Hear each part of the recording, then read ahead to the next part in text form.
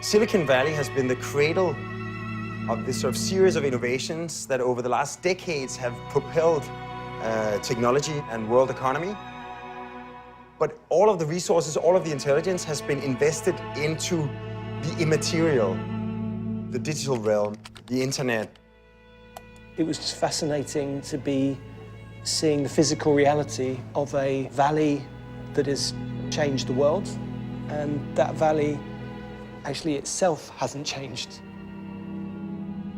Tech really hasn't adopted a particular language for buildings. I mean, we've just found old buildings, and we've moved into them, and we've made do best we could. We have an opportunity to build new buildings, which is nothing unique, which people do every day all over the world.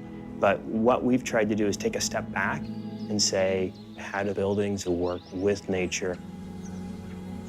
You know, what will transit look like in the future? Not what is transit today.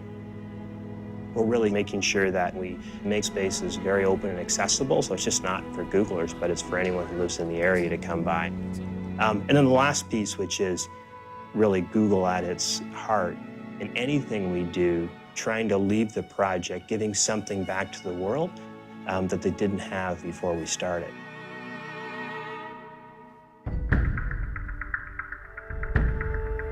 We scour the world looking for a special architect who could really do something different.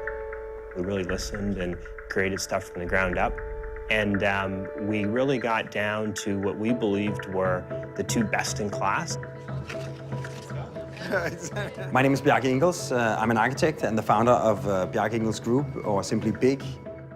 The big studios, they're ambitious. They do a lot of very community-focused projects, and that was pretty compelling to us. Good, good reaction, by the way. My name is Thomas Heatherwick. I'm the founder of Heatherwick Studio.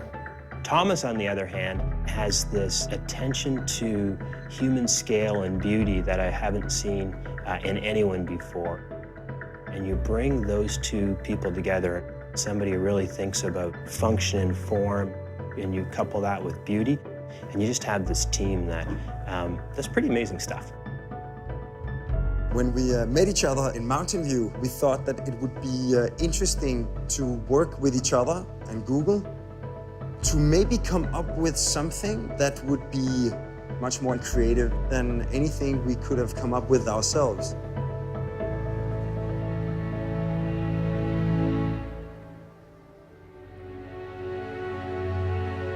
What is the best possible environment we can make to invent, engineer, and most importantly, make ideas happen and go out into the world?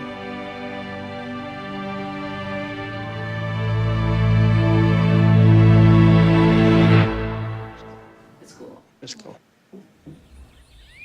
When you visit the Google campus, there's lots of trees.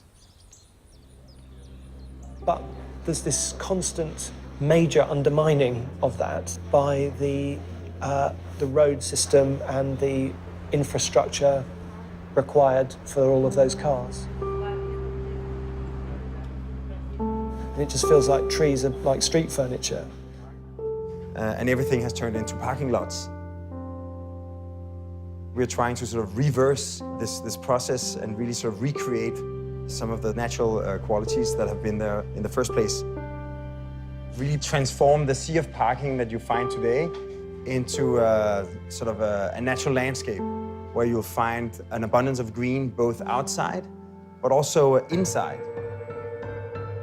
These are greenhouses that enclose and protect pieces of nature. Next to ecologically sensitive areas, we're able to pull back buildings and create wildlife habitat. We're able to create areas where we're restoring waterways that bring water out to the bay. It's interesting to try and look at how you can really augment or turn the dial up more on that nature, at the same time as looking to really protect the land use.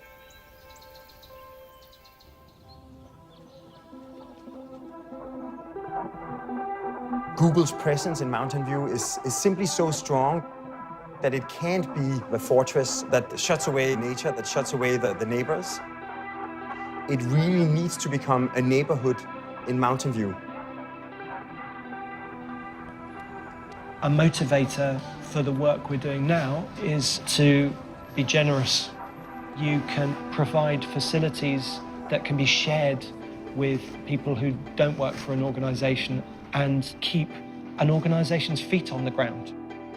The buildings themselves allow both the public as well as employees to move through them. We wanted to make sure that we create a community where bikes and pedestrians felt like they didn't have to worry about cars zipping by at 70 miles an hour.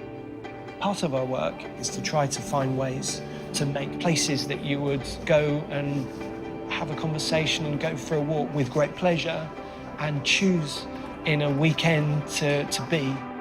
So in that sense, our idea for the Google campus is really to give it the diversity, the liveliness that you find in an urban neighborhood, so that a lot of the traditional distinctions in an urban setting or in an office environment will have evaporated or at least been blurred significantly. How will we work 5 years from now? How will we work 15 or 20 years from now? We don't know what it's going to be, but we know that it just needs to be this incredibly flexible space for it to work. In nature, things aren't over-programmed or over-prescribed. And in a way, if our cities or our work environments could have more of this flexibility or openness for interpretation, they would become more stimulating and more creative environments to live and work in. In a traditional building, reconfiguring from office space to automotive to biotech would take months and years, and you would knock those buildings down, and then 5 or 10 years later, you'd do it again. The desire really is to try to create pieces of environment you can work in multiple ways. Suddenly, within this, the architecture of the building becomes almost like giant pieces of furniture that can be connected in different ways. It's almost like the Lincoln Logs when we were kids. You can just pile them up and assemble them differently with basically no new materials. It's a sort of structure of looking, in a way, at the historic city model of making streets. And then this is not the historic model of making environments that bring together and protect those streets. Instead of having buildings as these boxes with walls and floors, dissolve the building into a simple, super transparent, ultralight membrane. Creating, in effect, a piece of glass fabric and draping it across some tent poles. And we're blurring the outside world and the inside world. We're really thinking about how do we create buildings that draw less energy? How do we create buildings that use less water than a traditional building? And all of this science and know-how is going into this project. We will keep developing, we'll keep researching in terms of materials or technologies. The architecture will evolve as times evolve. There are ways that we can try and make space that isn't just for the next 5 or 10 years, but for many decades to come. Between these 3 different minds or 3 different companies working together, I think we have really arrived at something that I'm dead certain we wouldn't have arrived at if any one of us were working in isolation.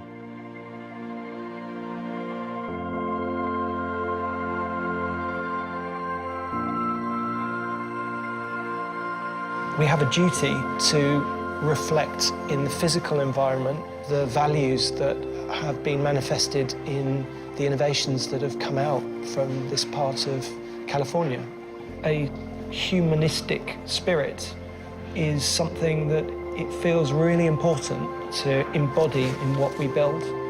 And so that's shared between all of us and is exciting and driving us and will be, in its way, revolutionary.